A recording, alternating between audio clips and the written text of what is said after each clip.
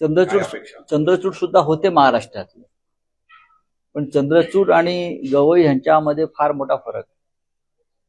चंद्रचूड यांच्याविषयी आम्हाला अपेक्षा होत्या, बरं का, ते न्याय करतील महाराष्ट्रासंदर्भात, पण तो केला नाही. पण न्यायमूर्ती भूषण गवई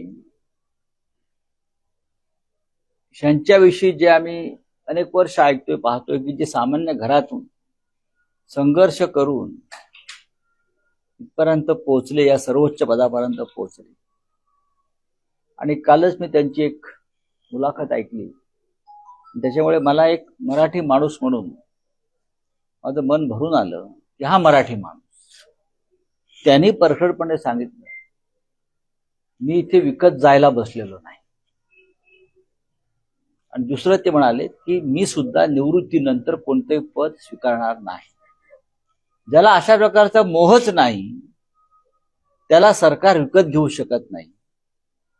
त्याला मोदीच काय, प्रेसिडेंट ट्रम्प सुद्धा त्याच्याकडून कोणताही निर्णय घेऊ शकत नाही. कोणती शस्त्रसंधी भूषण गवईंकडून होणार नाही त्याच्यामुळे.